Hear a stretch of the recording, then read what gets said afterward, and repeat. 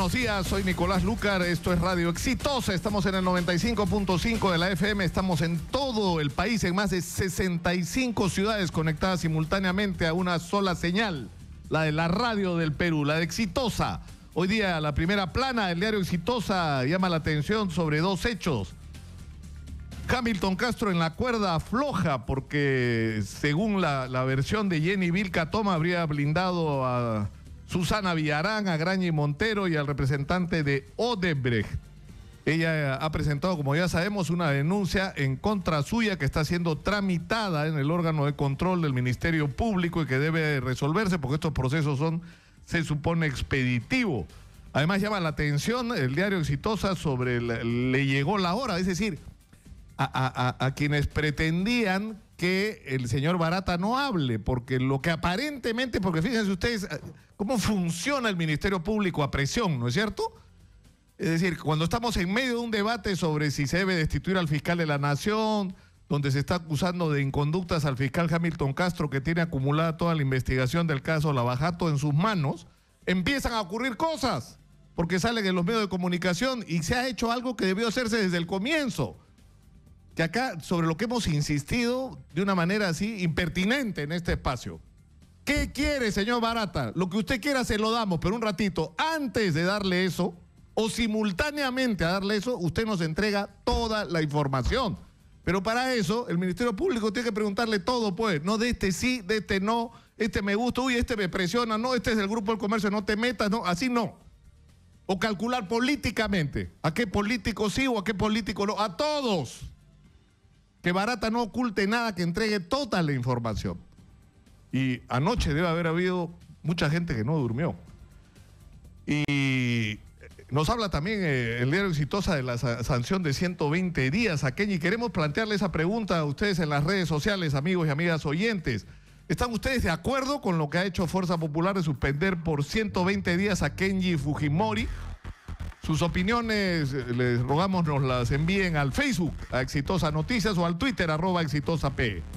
Pero vamos a empezar el programa del día de hoy con Mariano González, exministro de Defensa, actualmente parlamentario andino, que fue aproximadamente hace una semana, no menos de una semana, protagonista de las noticias, como el supuesto financista, es decir, que era parte de una operación para que Odebrecht metiera plata a la campaña de Pedro Pablo Kuczynski. Bienvenido, Mariano.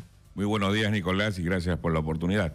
Y hace poco más de una semana me enteré a través de los medios de comunicación y de las redes sociales de que había una investigación, ¿no? Pero una investigación sobre hechos hoy ya conocidos y que siempre fueron públicos, ¿no? Porque obviamente cuando uno rinde un trabajo, brinda una consultoría, uno gira un recibo, como era en mi caso, como abogado, y pagué mis impuestos y cobré mis honorarios, ¿no? Eso es lo que sucedió. Ahora, esto, lamentablemente la gente, como tú podrás imaginar, por lo que estamos viviendo en el Perú y hemos vivido en los últimos años, décadas diría yo, se ha vuelto desconfiada, ¿no es cierto? Ya, Mariano González dice que le prestó una consultoría a Odebrecht por 77,000 soles. Así es. Ya, pero digamos, yo sé que las comparaciones son odiosas y pueden ser incluso antipáticas, pero, o sea, Nadine Heredia decía que también había prestado, ¿no es cierto? Sí, pero al final ahí no pudo demostrar que había realizado ninguna consultoría, que había hecho hasta trabajos para una empresa para atender el tema de la calvicie, ¿no? Claro, en mi caso es distinto, ¿no? Yo sí... Pero ¿qué consultoría fue esa? Una consultoría sobre un estudio sobre diversos documentos, ¿ya? Y situaciones concretas en la vía de evitamiento del Cusco, y ese informe fue entregado a la empresa y figura obviamente también en el expediente. Sin embargo, mayores detalles, como tú sabrás, tendré que discutirlo en la sede jurisdiccional. Lo que sí te puedo precisar con toda claridad es que el modus operandi que ha tenido Odebrecht y las demás empresas brasileras no es pues el que se me pretende, digamos, achacar, ¿no? El modus operandi, por ejemplo, en el caso de Toledo, 20 millones de dólares, ¿no? En el caso que te has referido de Nadine Heredia, son 3 millones de dólares. En la campaña del no, 3 millones de dólares, ¿no? O sea, me parece un poco extraño. O sea, lo que tú dices es que ese no es el modus operandi de Odebrecht para meter plata en las campañas. Y es decir, tampoco... yo le doy plata a una persona cercana a ti y esa persona introduce dinero en la campaña, ¿no es cierto? Lo dona, Si bien como es si cierto, fuera una donación así es. personal. Si bien es cierto, yo me he distanciado hace ya poco más de un año del Partido Peruanos por el Cambio, pero no podría decir jamás, ni siquiera aceptar la insinuación de que esto ha sido un mecanismo de ingreso de plata sucia a la campaña. Yo exonero en todo caso al tesorero, al gerente de campaña y yo mismo también de cualquier responsabilidad porque esa plata fue mi dinero. Yo aporté a la campaña. El hecho que haya cobrado un honorario, eso no embarra para nada la campaña, ¿no? Ahora, ¿tú cuánto dinero entregaste en total? Porque ahora que me crucé con Philly Butters me decía, a ver, ¿cuántos servicios de consultoría prestaba, por ejemplo, Mariano González, como para justificar? Yo he aportado, además de este aporte, otro aporte de 35.000 soles y eso es todo. Bueno, y una vez, digamos, para un curso que tuvimos, creo que algo de 100 soles, pero no más, ¿no? O sea, no hay ningún otro aporte y toda esta información es pública y figura en la OMPE, ¿no? Entonces, yo creo que hay alguien, no quiero identificar quién, me imagino que alguna gente muy preocupada, tratando de levantar a como de lugar este hecho. Yo no tengo ningún problema. Es más, me ha personado, he ido a la fiscalía y estoy, digamos, colaborando, voy a asistir a todas las declaraciones que tenga que dar, pero lo que no se puede hacer tampoco es tratar de utilizar esto, no sé, como un chivo expiatorio para cubrir a otra gente, ¿no? Tú dices que se está desviando la atención contigo, se te está... Pero claro que sí, o sea, en ningún momento yo me he corrido. Si tú recuerdas, por ejemplo, la semana pasada se tejió toda una idea a través de diversas redes de que había un orden de detención en mi contra, y el fiscal ni siquiera la había solicitado, ¿no? Entonces, esa desinformación... Nunca se solicitó la orden de captura. Creo que a eso te referiste también la semana pasada, en tu programa pasada. Yo no entiendo... Claro, porque cuando yo he leído la resolución judicial, ¿no?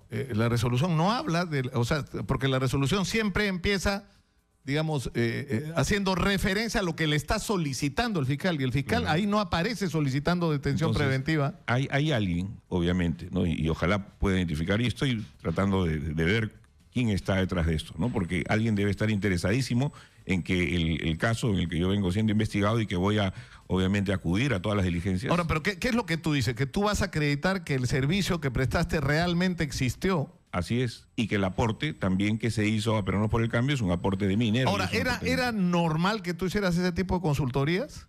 Sí, claro que sí, y obviamente es parte, digamos, de lo que tengo que demostrar también y lo voy a hacer, ¿no?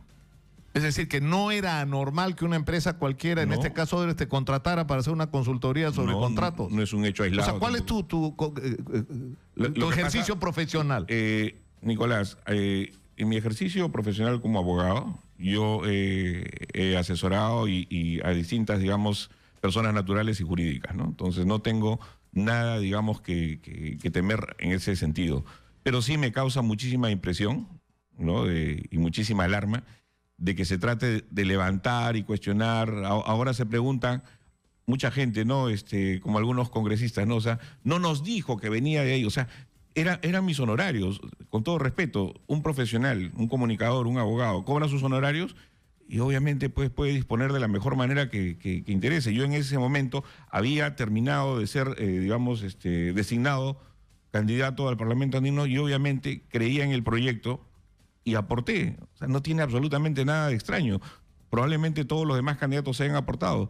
Y sí me molesta mucho la conducta más bien de algunos miembros de Peruanos por el Cambio y muy cercanos también al gobierno, ¿no? Que se refieren, digamos, prácticamente de muy mala manera, ¿no? Claro, porque de lo que se está hablando ahora de que supuestamente, porque ese es el problema que tenemos, ¿no es cierto?, que ha ocurrido, por ejemplo, en este caso, que la información que circuló en la prensa es que habían ordenado la captura en un momento además crítico, porque ese era el momento en que se está discutiendo la destitución del fiscal de la Nación, ocurre una vigilia, ¿no es cierto?, que generó mucha controversia, porque yo creo que es absolutamente legítimo que haya gente que está a favor y haya gente que esté en contra, y la gente que esté en contra de la manera como el fujimorismo está tratando el tema de Pablo Sánchez, se manifieste. Ahora, ahí se usaron los recursos pero digamos, simultáneamente ocurre este operativo como para decir estamos haciendo algo importante, ¿no es cierto? Yo creo que hay alguien muy interesado, ¿ya?, y que pretendiera demostrar que yo soy muy cercano al gobierno y que obviamente se le está cortando la cabeza a alguien cercano al gobierno y como una ofrenda poder parar o tapar otras investigaciones. O asustar al gobierno. Sí, pero yo no tengo, he marcado distancia hace buen tiempo, Ahora, y Campuzano, este otro un poco sobre el que se ha dictado orden de detención, sí. Yo, como bien sabe la gente que me conoce, jamás, así como jamás negué, digamos, mis situaciones personales, ¿ya? Yo no puedo tampoco negar de que conozco a 2 personas que están en la investigación, o sea, porque son, digamos, compañeros de la universidad, ¿no? O sea, son conocidos desde la universidad. Y eso, digamos, genera algún cuestionamiento, obviamente lo aclararé en la sede judicial, ¿no? Ahora, estas llamadas, porque supuestamente ha habido interceptaciones telefónicas y supuestamente aparecen llamadas telefónicas o conversaciones, no sabemos el detalle, o sea, lo que sabemos es el título, ¿no es cierto? Igual. En el levantamiento del secreto de las comunicaciones, el agente Odebrecht de repente aparece Mariano González. En el mismo sentido de lo referido respecto a la supuesta orden de captura, ¿no? O sea, varios medios decían, sí, se ha dictado la captura, que esto, lo otro. Después de una semana se sabe que no era así. Por lo tanto, en esa misma línea de ideas yo creo que es aplicable para ese tema de las llamadas, ¿no? O sea, ahora, tú dices, yo presté una consultoría para Odebrecht me pagó y yo usé ese dinero inmediatamente para aportarlo a la campaña. ¿Por qué? Porque era un dinero extra que tenías, o sea, ¿estaba fuera de lo que eran tus ingresos normales? No, lo que pasa es que obviamente prioricé en su momento, porque, como te digo, acababa hace muy poquísimos días de ser designado número 1 a la lista del Parlamento Andino, ¿no? Por Peruanos por el Cambio.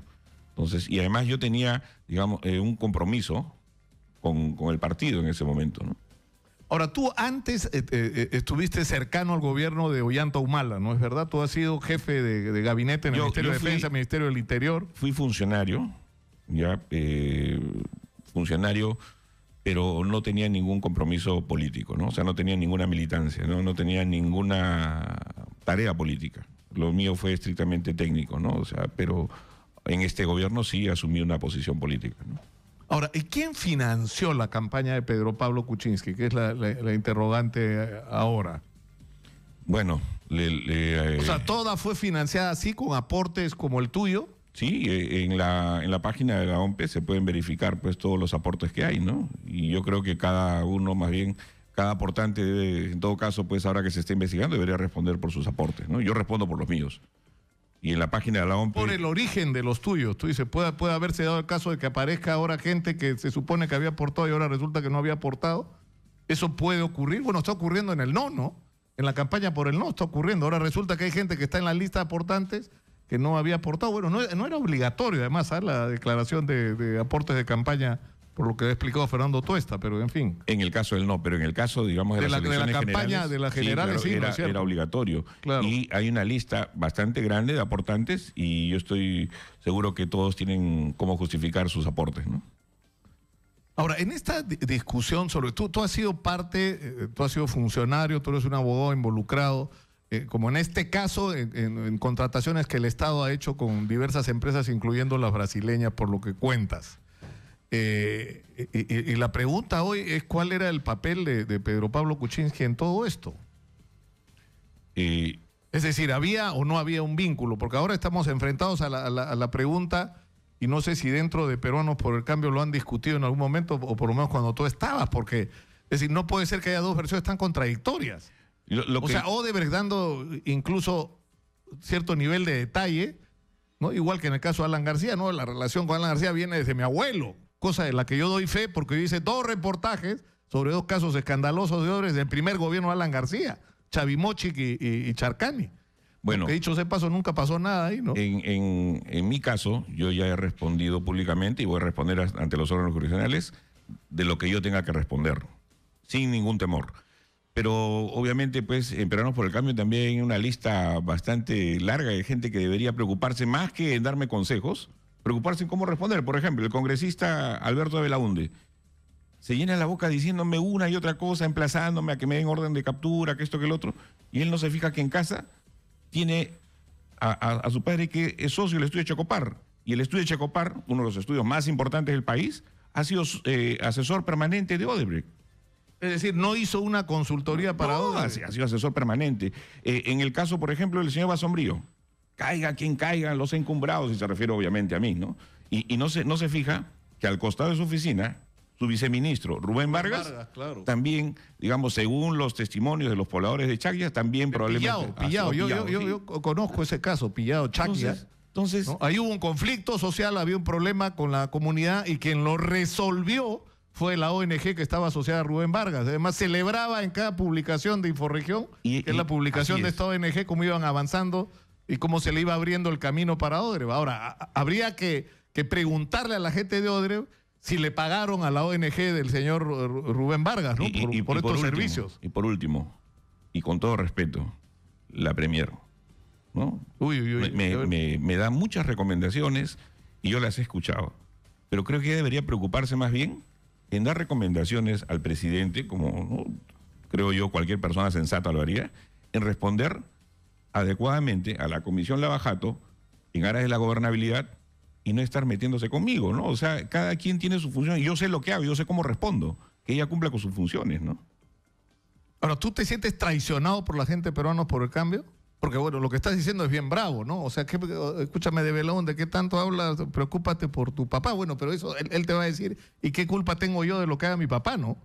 Sí, pues. ¿O él ha trabajado en ese estudio también en algún momento? No tengo conocimiento, pero creo que antes de estar, digamos, de manera poco delicada refiriéndose a mi persona, no solamente en público, sino también en privado, debería tener mayor cuidado, ¿no? O sea, yo nunca le corro, Nicolás, nunca le corro, ni situaciones tan complicadas como situaciones personales, no le corro a nada. Yo sé responder como político responsable. Cuando entré a política sabía perfectamente que esto no es pues una fiesta de niños, ¿no?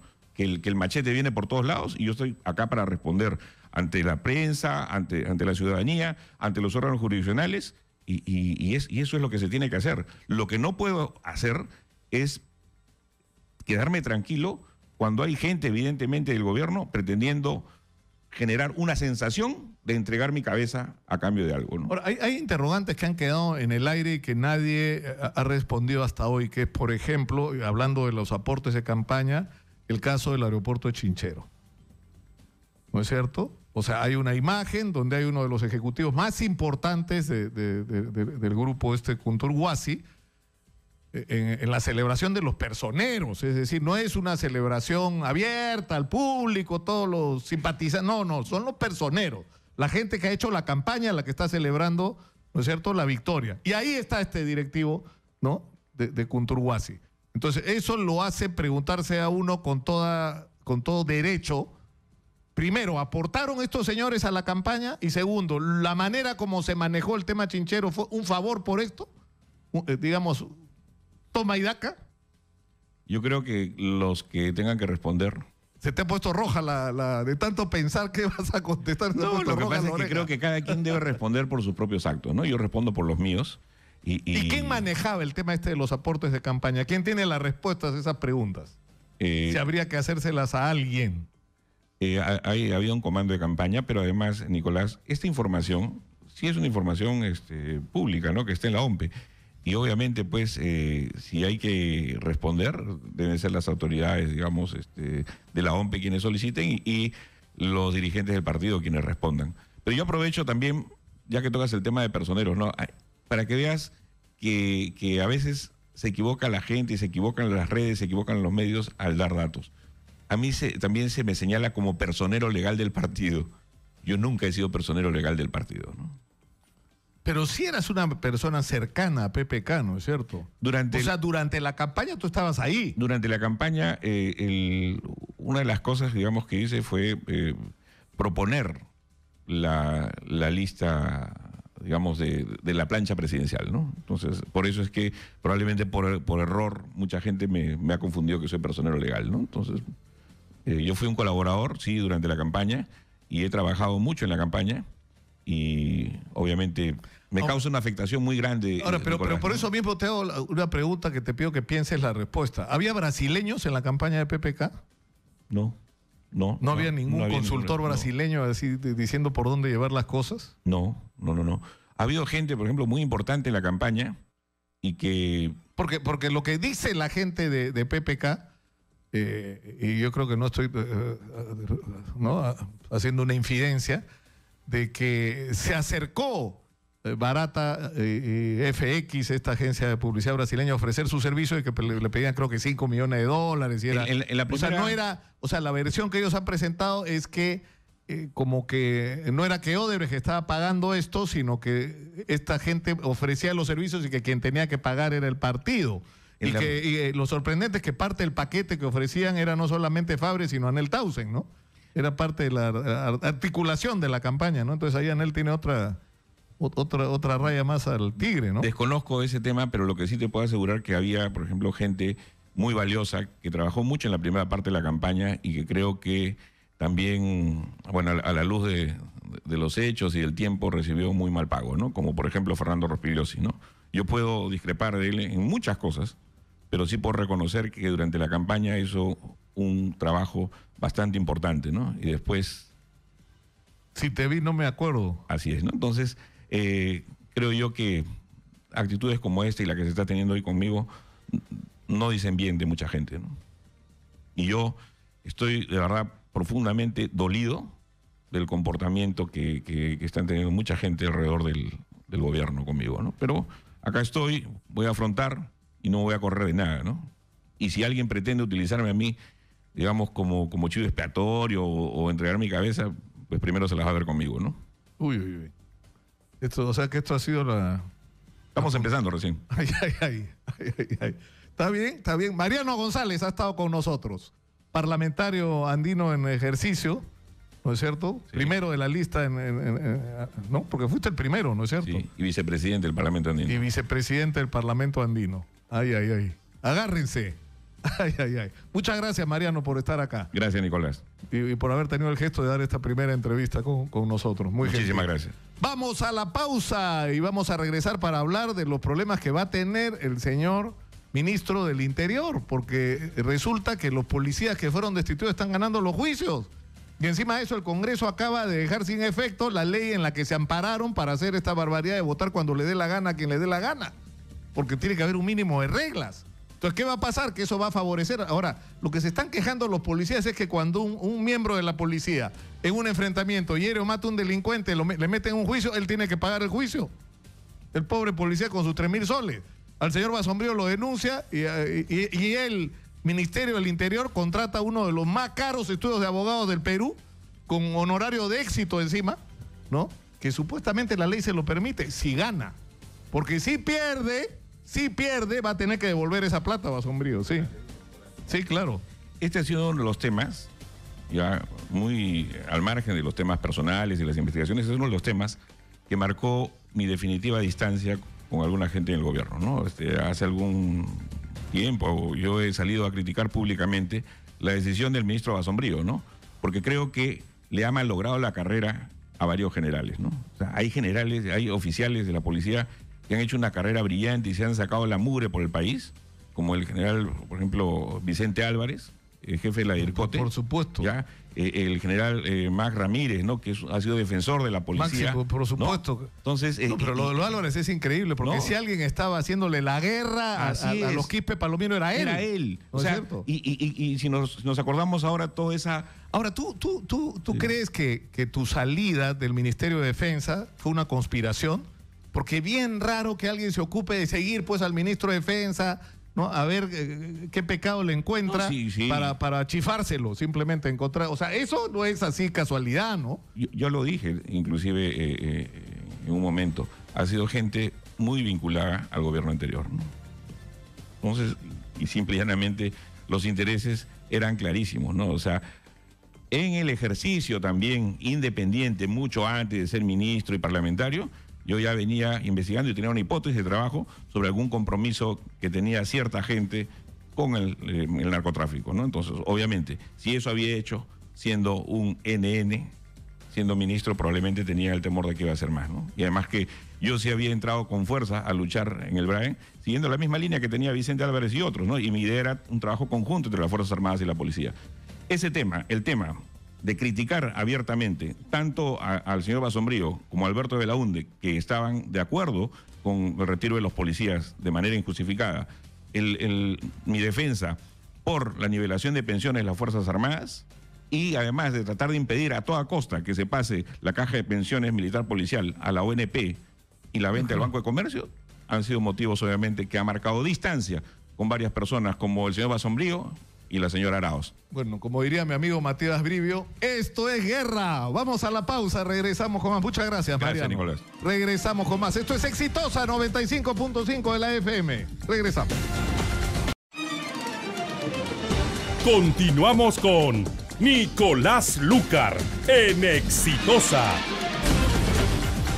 Antes de seguir adelante, tenemos una mención de nuestro auspiciador. ¿Sabías que desde hace 50 años, 50, Paraíso está presente en todo el país? Un colchón diferente, 100% peruano, pero con estándares de calidad internacionales, que cuenta con la más alta tecnología y los más altos registros de calidad y que te da una garantía real que te asegura un descanso reparador para una vida saludable. Paraíso, 50 años soñando contigo. Me acabo de enterar de una cosa increíble, que lamentablemente me la he enterado, porque me han escrito para contármela y ya se había ido Mariano González, que el ministro del Interior ha despedido a su esposa. O sea, ¿qué tiene que ver? La esposa es una técnica que estaba trabajando en una dependencia del Ministerio del Interior. Y la han sacado, dice, rochosamente, con vigilantes, como si la señora hubiera hecho algo incorrecto, ¿no? O sea, no hay que mezclar las cosas, Basombrío. ¿Ah? Ya se te está pasando la mano, sinceramente. Ahora, ¿de dónde viene el poder de Basombrío? No lo entiendo yo. Son los cupos de poder esos que se reparten, ¿no? O sea, tú vas a las elecciones, tú haces esto, tú lo otro, entonces al final, a la hora que llegas al gobierno, entonces a ti te toca el Ministerio del Interior. Ya le tocó suficiente, PPK. ¿Ah? Meche, ponte las pilas, ¿ah? Porque después vas a terminar pagando todo el pato otra vez por temas como este.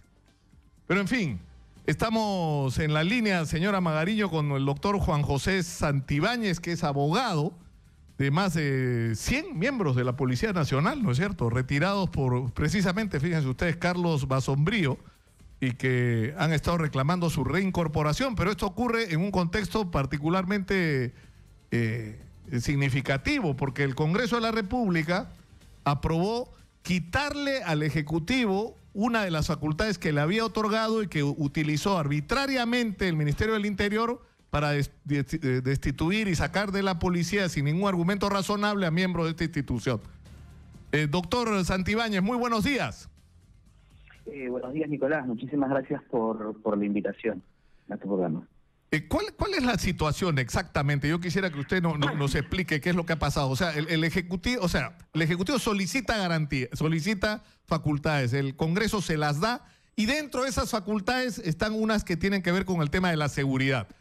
Y una de estas facultades se utiliza para sacar a miembros de la policía sin argumento razonable, ¿no es cierto? Sí, a ver, para que se pueda entender, lo que sucedió es lo siguiente. Siempre en la Policía Nacional existía una causal de espacio al retiro, que es la causal de renovación de cuadros.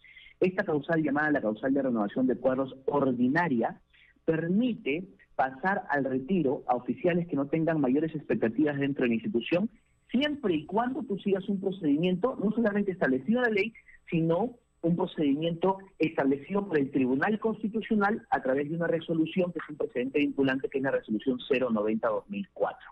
En ese sentido, si tú sigues el procedimiento de la resolución 090-2004 y el procedimiento previsto en la ley, el Ministerio del Interior y el Ministerio de Defensa están facultados para pasar al retiro por renovación a oficiales en grado de mayor y general. ¿Qué es lo que sucedió en el tema de la delegación de facultades? En el tema de la delegación de facultades, Basombrío aprovechó para incluir dentro de este procedimiento un procedimiento denominado la renovación extraordinaria, es decir, alejándose de los criterios objetivos previstos por la ordinaria, y dijo, bueno, yo a partir de la fecha puedo pasar a la situación de retiro sin respetar ninguna causal, sin estar obligado a seguir el procedimiento del Tribunal Constitucional, simplemente por criterio de comando. Entonces, lógicamente eso es absolutamente ilegal. ¿Y por qué es ilegal? Porque toda persona tiene derecho que se le siga un debido procedimiento y que sobre todo que la causal de renovación de cuadros se aplique con una discrecionalidad adecuada, que es lo que ha ordenado el Tribunal Constitucional. Tú no puedes votar a cualquier persona porque simplemente te dé la gana. Tú tienes que sacarlo siguiéndole un procedimiento, sustentando la razón por la cual se le pasa la situación de retiro por causal de renovación, en base a criterios objetivos planteados en la ley, que principalmente son no haber sido condecorado, no tener curso de perfeccionamiento encontrarse en el tercio inferior del cuadro de mérito del proceso de ascenso, o estar pronto a pasar a la situación de retiro por límite de edad en el grado. Son criterios objetivos, por ejemplo, previstos en la norma, previstos en el reglamento, reconocidos por el Tribunal Constitucional, pero que Basombrío los quiso desconocer a través de la renovación extraordinaria que generó el pase de retiro de los 790 oficiales. Claro, porque la sensación que uno tiene a estas alturas es que la intención, que yo creo que ha sido infructuosa porque no lo ha logrado, y eso lo notas tú cuando hablas casi con cualquier policía en este momento por lo descontentos y molestos que están con la manera como Basombrío maneja las cosas, es tomar un control de la policía, ¿no es cierto? Y esto ha tenido que ver incluso con como estas palabras que odio y que están de moda, pero que en este caso vale usar, del empoderamiento. O sea, de repente tienes a un viceministro que se ha convertido en una especie de mariscal que dirige parte del aparato de la policía directamente, ¿no? Pero Nicolás, lo que pasa es que ¿sabes cuál es el problema? El problema es que el mismo ministro Basombrío no tiene idea de lo que se hizo en el proceso de renovación. Y te voy a explicar por qué. En ese proceso de renovación no solamente han perdido los policías, hemos perdido los ciudadanos, porque dentro de los 790 oficiales que han sacado se encuentran oficiales condecorados, se encuentran oficiales que han seguido cursos de perfeccionamiento en el extranjero, se encuentran oficiales, por mencionar que un nombre nada más. Por ejemplo, pasaron a la situación de retiro por causal de renovación de cuadros al comandante Glenn Valdivia, que era el primer comandante de la Policía Nacional, que cuando fue pasado al retiro estaba siendo capacitado por el Scotland Yard. ¿Para qué? Para asumir un puesto que por primera vez iba a ser ocupado en la Policía Nacional en las Naciones Unidas. Es decir, se le estaba capacitando a él durante un año y sin embargo le llegó su resolución de pase de retiro por causal de renovación de cuadros. De los 790 oficiales, un grupo importante de oficiales habían concluido las maestrías en la Escuela Superior de Policía o en el INAEP. Invitados, coroneles, estimado Nicolás, que se encontraban estudiando en ese momento en la Universidad Católica, concluyendo su maestría para poder optar al grado de general, 3 coroneles, y los cuales fueron invitados por Basombrío por causal de renovación de cuadros. Yo te hago una pregunta: ¿quién repone el dinero que el Estado ha invertido para capacitar a ese personal? Porque simplemente a una persona que no sabe ni lo que hizo en el ministerio se le ocurrió pasar los retiro por el... Claro, pero la pregunta es esa, ¿no? O sea, porque lo que ha estado ocurriendo, ¿qué es? Que se han abierto procesos donde además se está acusando a Carlos Basombrío de haber violado la Constitución, y algunos de estos procesos ya fueron ganados y el propio PPK ha tenido que firmar la resolución de reincorporación. Te comento, Nicolás, nosotros, por ejemplo, en mi firma, de los 790 oficiales patrocinamos a más de 120, dentro de los cuales el 40% ya cuenta con sentencia judicial de juzgados constitucionales de la Corte Superior de Justicia de Lima, y que ordena la inmediata reposición del oficial, pero no solamente eso. Lo que se viene aquí, y es un justo derecho, es que esos oficiales que están siendo hoy repuestos por el Poder Judicial van a demandar, van a solicitar su indemnización por daños y perjuicios porque les has cortado su proyecto de vida.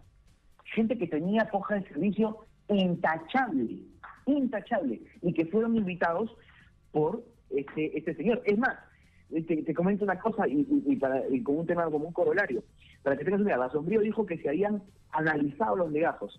Dentro del grupo de 790 oficiales pasados a la situación de retiro por causal de renovación de cuadros, hay un grupo entre 4 y 5 oficiales que se encontraban presos. Es decir, se encontraban presos porque se encontraban investigados por la presunta comisión de delitos, desde narcotráfico hasta peculado. ¿Correcto? A esos oficiales no se les debió invitar. ¿Por qué? Porque esos oficiales, terminada la investigación, debieron salir por medida disciplinaria. Sin embargo, él los... Claro, el ponerlos en la lista era como premiarlos, ¿no es cierto? Correcto. O sea, para que tengas una idea, que ese señor no tuvo ni idea de lo que hizo, ¿no? Ahora, yo quisiera, yo no sé si es posible que los policías afectados, que pues, estamos hablando de más de 700, que además según nos llamen, ¿no? Al 251-9422 y al 467-4499. Porque según lo que se ha publicado ya en el peruano, yo tengo acá las normas legales del día de ayer, donde dice ley que deroga parcialmente el artículo 1 del decreto legislativo 1242, ¿no es cierto?, sobre el personal de la Policía Nacional y restituye la vigencia del artículo 87 del decreto legislativo 1149. Para traducirlo al cristiano, es que tienes que respetar, ¿no?, las causales que establece la ley para pasar a retiro, y que por lo tanto lo que se hizo simplemente no vale, porque cuando es retroactiva la ley, solo es retroactiva cuando favorece, como en este caso, a los afectados, ¿no es cierto? Es decir, los 700 y tantos pueden reclamar inmediatamente su restitución, más allá de que hayan abierto procesos judiciales o no.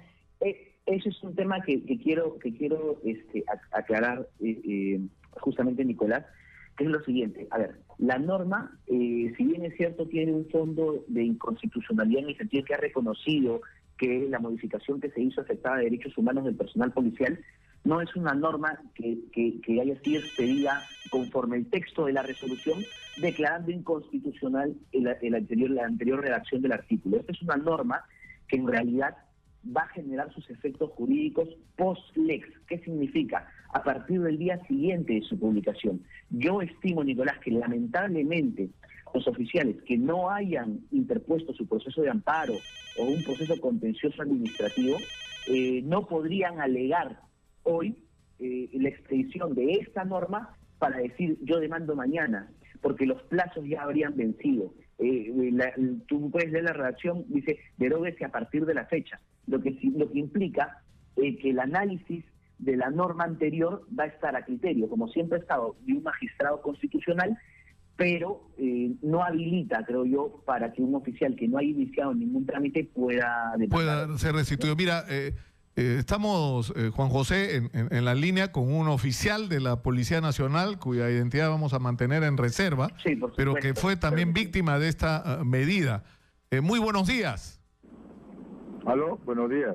Buenos días. Quisiéramos que nos cuente exactamente cuál fue su caso, hasta donde puede usted contarlo sin poner en riesgo sin causarle ningún perjuicio, por decirlo así. Muy bien. Yo trabajé en la zona de emergencia de Guayaga, y en aquel año se pacificó. En ese año que yo ejercía se pacificó esa zona. Y al año siguiente, cuando yo debería postular a general, me colocan en la relación. Me colocan en la relación de cambio. Pero yo quiero consultarle al señor abogado, si bien es cierto que el ministro ha firmado la resolución ministerial, ¿qué va a pasar con los generales que materialmente hicieron la propuesta para poderlos invitar? Generales que, dentro de ellos el director general actual y el anterior, firmaron y le dijeron al ministro, estos son los que, revisados sus legajos, están incursos para ser propuestos al pase del retiro. Yo no he tenido ningún proceso penal, administrativo, disciplinario, siquiera una mera queja para ser incluido en ese cuadro, señor. Es decir, no había ninguna justificación, claro, pero usted no ha presentado, no ha formulado un proceso judicial, pero no eso, la pregunta, doctor Santibáñez, es absolutamente legítima. Es decir, si la conclusión del Congreso es que el uso de estas facultades ha sido en este caso abusivo, que ha violado la Constitución, entonces esto debería suponer dos cosas. Primero, que hay responsables de haberlo hecho, y segundo, que quienes han sido perjudicados deberían ser repuestos, ¿no es cierto?, por haber sido afectados por una violación de la Constitución. Sería lo lógico.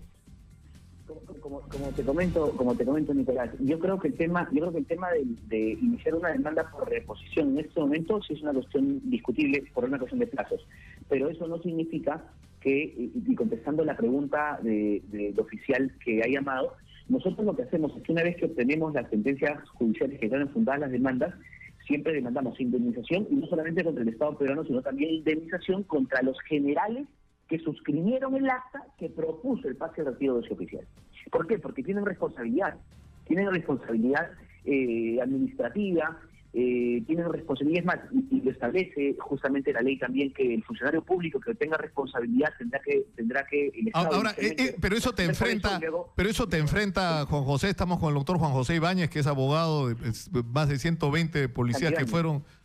Perdón, Santibáñez, pero siempre te cambio el apellido. Es la tercera vez creo que me pasa, Santibáñez. Juan José Santibáñez en la línea. Pero la interrogante que yo me hago es esta, es decir, si el Tribunal Constitucional resuelve en algún momento que al aplicar de esta manera tan arbitraria esta medida se han violado los derechos constitucionales, una de las consecuencias o conclusiones debería ser que los repongan. Porque si ha sido inconstitucional, entonces lo lógico es que no tiene una validez y por lo tanto debería ser revertida. Pero vamos a escuchar más llamadas del público y si fuera posible de los policías afectados. Sí, muy buenos días. Adelante, por favor, lo escuchamos.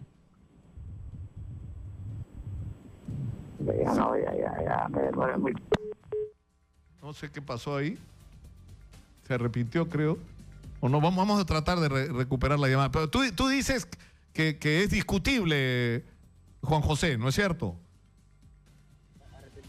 Yo siempre he creído, y lo he sostenido y lo he defendido, incluso en redes sociales, que la redacción, como estaba redactada la norma, era absolutamente inconstitucional. Creo que el Congreso ha adoptado la medida adecuada en derogar ese artículo. La cuestión es que, tal como está redactada la norma, recuerda que la retroactividad solamente está prevista para temas penales, ¿correcto?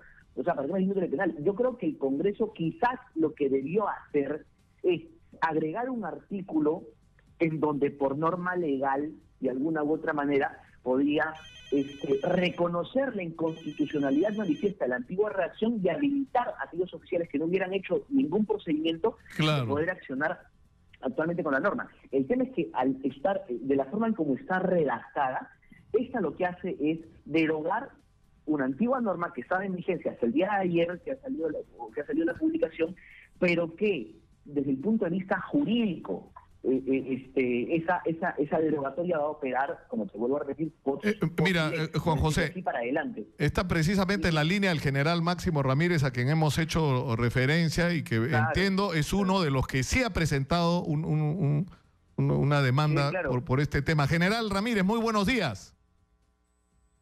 Qué gusto. Nicolás, mira, para aportar algo sobre este tema, mira, efectivamente, el Congreso de la República aprobó derogar el artículo 87 como lo había adecuado, como lo había soñado este ministro del Interior, Carlos Basombrío, para cometer el abuso con los oficiales de la Policía Nacional. Él se da cuenta que con los 39 generales había cometido un grave error y trata de justificarlo para votar a más oficiales, sacando el decreto legislativo 1242 y poniendo justamente en el artículo 87 de que no interesaba que un oficial haya egresado de un curso, que esté ascendiendo para votarlo, como ha ocurrido en muchos casos, ¿no? Entonces, acá hay un mensaje bien claro, y quizás yo con eso no comparto con el doctor Juan José Santibáñez. ¿Qué es lo que sucede? El Congreso de la República ha demostrado de que ellos han analizado debidamente la norma y han entendido y han descubierto que esta norma efectivamente trastocaba derechos de las personas, derecho a la dignidad, derecho al trabajo, que son normas de carácter constitucional. Entonces, hubo un atropello contra ellos. Entonces, ¿qué significa eso? De que si yo declaro nulo ese artículo lesivo a los 790 oficiales, y pudieron haber muchos más oficiales, ¿no? Entonces significa de que esta norma no debió darse nunca, porque el Congreso ya lo evaluó y dijo que esta norma no debió darse así, en esta forma. Entonces, ¿qué significa esto? Yo, Ejecutivo, tengo que aceptar lo que dice la ley, en este caso del Congreso de la República, y manifestarme en el sentido de decir, señores oficiales, ustedes que fueron atropellados, reincorpórense inmediatamente, o a solicitud de parte, porque hay algunos que de repente no querrán incorporarse, como aquellos que estaban condenados en un penal y ya no les interesa volver. Pero aquellos que fueron confundidos, mezclados, como que eso era la lacra de la policía, pueden solicitar su reincorporación, y yo pienso que el Ejecutivo está en la obligación de aceptarle su reincorporación solamente a su solicitud y no esperar un proceso largo, pues, de amparo para poder reincorporarse, un proceso de condición administrativo, ¿no? Entonces, yo en ese sentido, yo creo que aquí el Ejecutivo debe dar el ejemplo, debe dar ya la voz de alerta y decir, señores, vénganse, incorpórense, soliciten su incorporación y le vamos a aceptar. Es una muestra de decir, bueno, me equivoqué, pero como conocemos al señor Basombrío, tan soberbio que es, creo que esto no va a ocurrir, pero lo ideal sería lo otro que te digo, Nicolás. Bueno, yo le agradezco muchísimo al general Máximo Ramírez, muchas gracias también al doctor Juan José Santibáñez, abogado de más de 120 policías que están reclamando su reincorporación y a quienes ahorita el Congreso les acaba de dar la razón con la modificación de esta ley que otorgó facultades que fueron tan arbitrariamente utilizadas por el Ejecutivo y en particular por el ministro del Interior, Carlos Basombrío. Muchas gracias. Gracias a ti, Nicolás. Vamos a la pausa, regresamos con más. Esto es Exitosa 95.5 de la FM. Está en camino, ya llegó el doctor Duberlí Rodríguez, presidente de la Corte Suprema del Perú, para hablar de asuntos que nos interesan a todos. Para empezar, el caso Lava Jato y las decisiones que se han tomado en los últimos días, pero también esta controversia que se ha generado, y otra vez estaba Sombrío metido en el tema, ¿no? Porque le ha echado el pato a los jueces por la liberación en esta situación extraña de detención domiciliaria de un acusado de sicariato, que además terminó recapturado a balazos en las calles de San Isidro cuando debería estar en detención domiciliaria en su casa, y a quien se acusa encima de haber asesinado al policía que lo vigilaba y que había denunciado que el señor no cumplía con la detención domiciliaria. De esos temas vamos a hablar con Duberlí Rodríguez, presidente de la Corte Suprema. Volvemos. Hablemos claro. Carlos Basombrío, otra vez. El Congreso de la República acaba de enmendarle la plana al gobierno en relación a uno de los decretos de otorgamiento de facultades extraordinarias que fue usado de una manera absolutamente abusiva, arbitraria e inconstitucional para sacar de la Policía Nacional efectivos que en muchos casos no solamente estaban cumpliendo una extraordinaria labor, sino que hoy serían indispensables para la lucha contra la delincuencia. Pero no solamente esto, es decir, estamos frente a una especie de operación política porque un grupo de civiles con un proyecto político propio tomen control de una institución tan importante como la Policía Nacional. Pero eso sería lo de menos si no estuviera ocurriendo simultáneamente lo que nos está ocurriendo, que el ministro y sus voceros salen permanentemente a hablar o empujan a generales de la policía, ¿no? Y los obligan a que salgan a declarar que las cosas están muy bien, cuando los ciudadanos todos los días estamos viviendo lo mal que están las cosas en términos de inseguridad.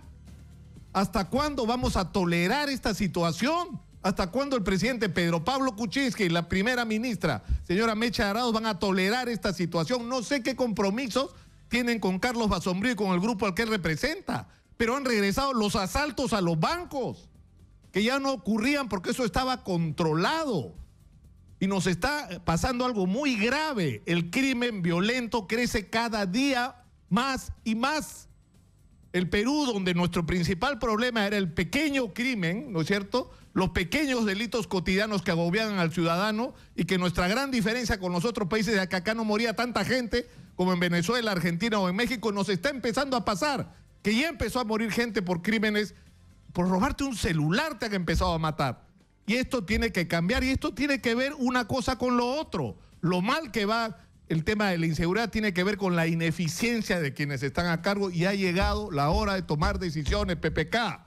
No puede ser que el Congreso de la República tome una decisión tan delicada como decir, han usado abusivamente las facultades para votar de la policía a quienes no debían votar y les enmiendan la plana, y el señor Basombrío mire para el techo y no ocurra nada.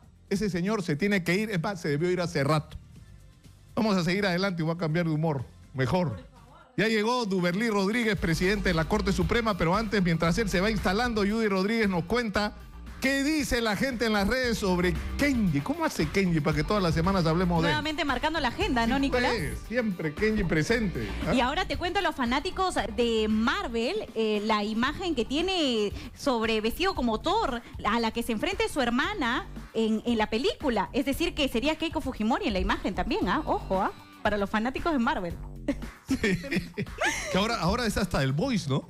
También. Convenientemente Pero es del felicitaciones al Voice también. A ver, te cuento lo que nos dicen nuestros seguidores en las redes sociales. Respalda la suspensión de Kenji Fujimori en Fuerza Popular. Julio Guaroto dice, a ver, Kenji Fujimori ha mostrado deslealtad contra sí mismo, al partido y contra el Perú. Primero, no votó ni por el partido, menos por su hermana. Luego se cree dueño de un partido nacional y quiere que la bancada solo se dedique a buscar la libertad de Alberto Fujimori. Eso es egoísmo. J nos dice, no estoy de acuerdo, y congresistas de Fuerza Popular que hasta le faltan el respeto al líder máximo, señala J. Alberto Fujimori, y no les pasa nada. El Frente Fujimori Libertad respalda a Kenji.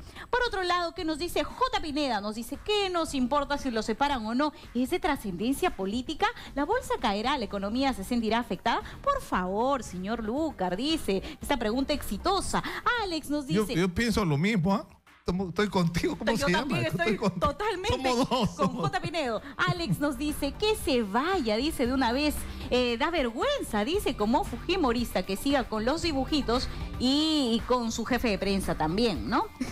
Tú ya lees qué es lo que dice textualmente, ¿no? Y por último, ¿qué opina Andrés? Nos dice, no, le hubiesen dado una patada, dice, y que vaya a llorar con el sector izquierda. Bueno, no podemos incentivar la violencia, así que eso lo restringimos, Andrés. Nicolás. Muchas gracias, Judy. Y hay que hablar del tema este de Fuerza Popular como partido organizado, ¿ah? En fin, mientras se instala don Duberlí, tenemos una mención de nuestro auspiciador. ¿Sabías que Paraíso es la única fábrica de colchones en el Perú que realiza todo el proceso de producción, desde la elaboración de los resortes, la producción de la infalsificable espuma Zebra y el ensamblaje completo, lo que le permite tener la garantía de entregarte el colchón de la más alta calidad para asegurar tu descanso para una vida saludable? Paraíso, 50 años soñando contigo. Bienvenido, don Duberlí Rodríguez, un gusto. De igual manera, Nicolás. Yo debo decir que es usted, maestro, el presidente de la Corte Suprema más activo que he visto desde que tengo memoria. ¿Ah? Bueno, efectivamente es que la responsabilidad es tan grande que la verdad que el tiempo nos queda absolutamente corto para hacer todas las tareas que tenemos que hacer. Comencemos por este tema que acabamos de estar hablando, el de la decisión del Congreso de, digamos, enmendarle la plana al Ejecutivo del Ministerio del Interior con respecto a esta medida que permitía el dar de baja a policías sin una justificación que estuviera establecida previamente en la ley.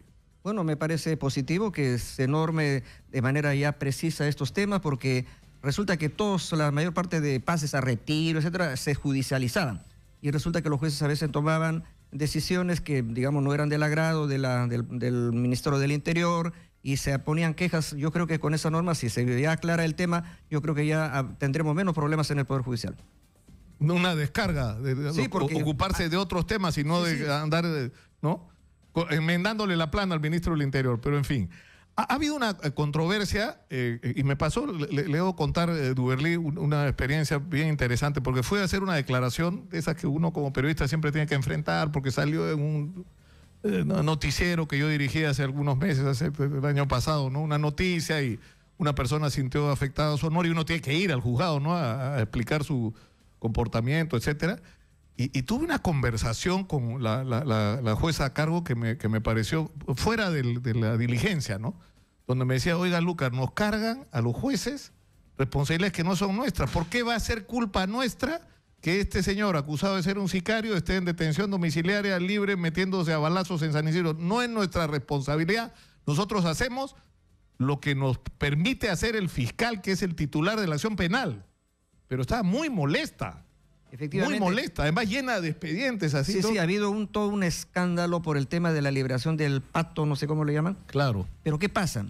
Todo proceso penal tiene plazos. Eso también tiene que saberlo la ciudadanía. No es que un proceso penal dura una eternidad y por tanto, sobre todo una prisión preventiva tiene un plazo de duración, que en este caso me parece que habían pedido prisión preventiva por 6 meses. Luego se venció el plazo, hubo una prolongación y también se venció y ya la Fiscalía no pidió prolongación. Entonces, cuando el procesado pide su libertad, tiene que dársele porque ya le corresponde conforme a ley, pero el juez le dio, digamos, con ciertas condiciones, con arresto domiciliario. Y el tema es ahí, por ejemplo, ¿quién cuida el arresto domiciliario? Hay un policía también ahí. Entonces, la gran pregunta es, ¿por qué los policías que cuidan a los que están con arresto domiciliario pues no toman las precauciones del caso y estas personas salen de su casa como si estuvieran en total libertad? Claro, pero el problema es, ahí es donde yo creo que está la madre del cordero, como se decía antiguamente, ¿no es cierto? Es decir, el titular de la acción penal es el Ministerio Público, es el fiscal. Entonces, si el fiscal no solicita, porque, es decir, para empezar, la ampliación de la prisión preventiva no se puede dar. El oficio no se puede dar.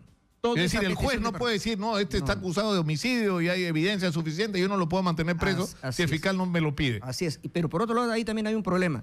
Yo creo que si una persona está privada de su libertad y las cosas son un poco claras, por ejemplo, si hay ya las pruebas suficientes, ya debe formularse la acusación. Entonces ya con la acusación se va al juicio oral y ya los jueces resuelven. Claro, pero eso es, o sea, estamos atrapados en este asunto, porque yo he llamado la atención.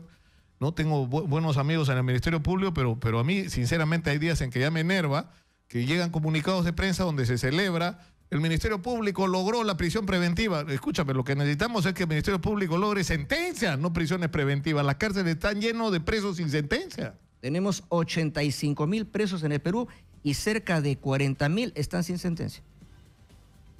Es grave. O sea, prácticamente la mitad. Prácticamente la mitad. Esos son presos preventivos. Entonces... Ahora, ¿por qué? ¿Por qué dura tanto un proceso? No entiendo. Por ejemplo, este Pato Ciego, este Donaire, al que estamos haciendo referencia. Hay evidencias que lo asocian a una serie de crímenes, hay testigos, hay pericias, ¿no es cierto? ¿Ya qué es lo que falta para que este hombre sea sentenciado? Bueno, lo que tengo entendido es que ya finalmente hay acusación, pero la defensa de este procesado, de manera ya diríamos pues, obstruccionista, recusó a los jueces. Entonces, como le han desestimado la recusación, hay pues el bendito recurso de apelación que sube a la sala para que, digamos, la sala resuelva. Entonces ahí van ganando tiempo y justamente se vencen también los plazos. Eso también hay que tenerlo en cuenta. No siempre diríamos que hay una suerte de negligencia por el lado del Ministerio Público. También hay maniobras obstruccionistas de los imputados que plantean una serie de artimañas y de recursos para alargar el tema y luego lograr pues el tema de del vencimiento de los plazos. Ahora, esto tiene que ver también con la sobrecarga y la acumulación de procesos pendientes. Yo lo he visto y me decían que esto ha sido en el Cono Norte, no es lo peor, ¿no es cierto? Me decía, hay lugares donde la cosa está peor, pero era impresionante. Uno tenía que prácticamente buscar al cuello al secretario en medio de montañas de papel de los expedientes. El promedio de carga procesal que tiene cada juez en el Perú es 2.000 casos. 2.000 casos. Si el año tiene 365 días calendarios, quédese usted con los útiles. A ver, un juez tendría pues que ser un mago para emitir cuántas sentencias por día. Eso también es una realidad. Nosotros tenemos déficit en el número de jueces. Tenemos una población de 32 millones de habitantes y solo tenemos 3.080 jueces. 3.080 jueces, es decir, para todas las especialidades. ¿Ah? Imagínense, ya en el área penal pues no son ni la mitad. Y tenemos que abordar una carga procesal inmensa. Nosotros resolvemos un promedio de 1.400.000 expedientes por año en las 33 cortes del Perú. Y a nivel de la Corte Suprema resolvemos más de 35.000 expedientes. Es decir, es una carga inmanejable. Nunca nos podemos poner al día, nunca. Porque si ingresan 1.500.000 y resolvemos 1.300.000, nos van quedando 200.000. Pero eso no te... O sea, ya... esto lo hemos conversado antes, ¿no? O sea, esto plantea la necesidad de tomar una serie de medidas a diferentes niveles, desde medidas de emergencia hasta medidas de largo plazo, ¿no es cierto? Alguna vez hablamos, por ejemplo, de darle poder a los juzgados de paz, darle reconocimiento a formas de justicia alternativas, ¿no es cierto?, para resolver, porque al Poder Judicial es como los hospitales. Al hospital, por la crisis que hay del sistema de nivel primario de atención, llega un señor que le duele la muela, otro que está resfriado y uno que se está muriendo de derrame cerebral y otro con un balazo en el estómago. O sea, llegan los cuatro juntos. O sea, en el Poder Judicial casi cualquier cosa llega hasta la Corte Suprema, ¿no? Tenemos que en el Perú prima la cultura del pleito, la cultura del litigio. Todo lo quieren judicializar, cuando perfectamente podríamos recurrir, por ejemplo, a ese mecanismo que se llama la conciliación. Pero la conciliación ha quedado prácticamente en el aire, cuando debía ser una cosa obligatoria. Primero me van a la conciliación y luego recién van a la vía judicial. Y por otro lado, hay que fortalecer, por ejemplo, las atribuciones de los notarios. Hay que darle más competencia a los juzgados de paz letrado, cosa que los casos, es decir, hay que ensanchar el Poder Judicial por la base. Claro, para que lo que llegue al sistema, digamos, propiamente dicho, a juicio, sea aquello que amerite que se haga juicio. Ahora, el otro tema es que yo creo que estamos de cabeza, es decir, la discusión sobre el tema de los recursos, porque acá hay, por ejemplo, la automatización que usted está promoviendo, ¿no es cierto?, con el doctor Lama, ¿no es cierto? O sea, la discusión no puede ser cuánta plata hay, ¿no? Es al revés, cuánta plata necesitamos y vean ustedes en el Ministerio de Economía dónde la sacan. Pero esto es lo que necesitamos para resolver el problema. Bueno, felizmente yo creo que hay buenas noticias. En el tema del expediente judicial electrónico, que es la principal reforma que yo estoy impulsando, este fin de año ya estamos con funcionamiento de 60 órganos jurisdiccionales con expediente judicial electrónico, cero papel, nada de colas. Desde la oficina del abogado puede mandar su demanda y si quiere la puede llevar también físicamente, pero ahí le escanean y le devuelven todos sus documentos y se queda todo ya digitalizado. Y ya no hay los benditos almacenes, todo va a estar en lo que se llama, en ese almacén que se llama la nube, electrónicamente hablando, digitalmente hablando. Entonces, ya vamos a tener 60 juzgados funcionando para la especialidad comercial, tributaria y laboral en la Corte de Lima. Pero 60 obviamente es absolutamente pequeño, pero ya comenzamos a caminar, son proyectos pilotos y para el próximo año el gobierno central nos está otorgando 20 millones de soles a cuenta de un préstamo del Banco Mundial que ya está aprobado y que seguramente se estará desembolsando a mediados del próximo año porque también funciona la tramitología en el Banco Mundial, ¿no? Entonces, 200 millones de dólares va a proporcionar el Banco Mundial para el sistema de justicia y el gobierno peruano tiene que dar como contrapartida 200 millones más. De esos 400 millones, 150 millones yo espero que sean para el Poder Judicial para garantizar la implementación del expediente judicial electrónico, que tampoco no va a ser pues de la noche a la mañana, no se me va a llevar por lo menos 3, 4 años, pero ya está caminando. Eso nos va a permitir ganar en celeridad y también nos va a permitir ganar en transparencia. Claro. Entonces, es una reforma importantísima que espero que digamos, se lleve adelante, porque eso le conviene a la ciudadanía. Ahora, ¿cuánto le costaría al Poder Judicial automatizar todo y convertir en electrónico todo el sistema? De los 3.000 y más o menos 500 millones de soles. Estamos hablando de cerca de 200 millones de dólares. Porque el presupuesto que le estoy mencionando ahorita todavía no incluye la justicia penal.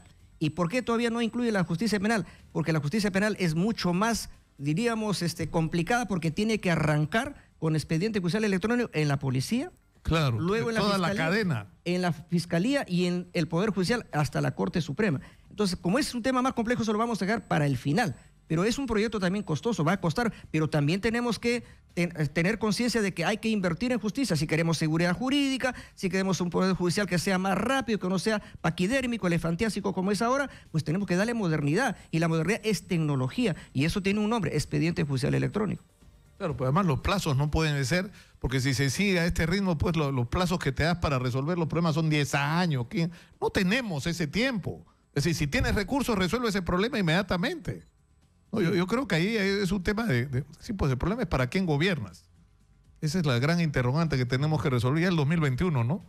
Ahora no, ahora ya se ha resuelto de otra manera, o sea, en función de qué intereses se gobierna el país, ¿no? Ahora, doctor Duberlí Rodríguez, estamos con el presidente de la Corte Suprema para los que recién se conectan. Se acaba de tomar una decisión muy importante en relación al caso Lavajato.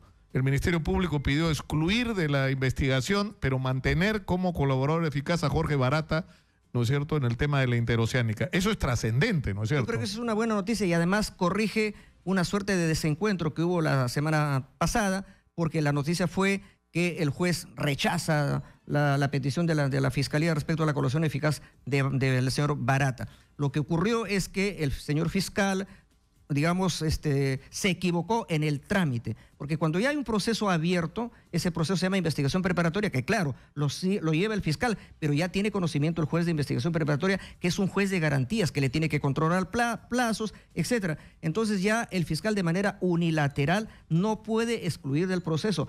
Esa es su decisión, pero tiene que pedirle al juez que se haga una audiencia, que es la que se acaba de realizar, y el señor Carguancho ha aceptado la petición de la Fiscalía para facilitar que la Fiscalía siga avanzando con su procedimiento especial que se llama colaboración eficaz, pero también lo tengo que dejar claro.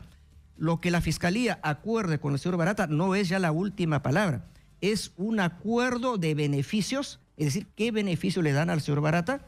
Y luego de colaboración, ¿en qué sentido? ¿Qué información él está proporcionando que permita avanzar en descubrir la verdad? Y solo cuando tengan el acta de beneficios y de colaboración, lo ponen a conocimiento del juez de investigación preparatoria para que el juez finalmente, mediante una sentencia, apruebe ese acuerdo. Es decir, el juez finalmente es el que toma la última palabra. Ahora, se ha excluido de este proceso de colaboración a las procuradurías, ¿no es cierto?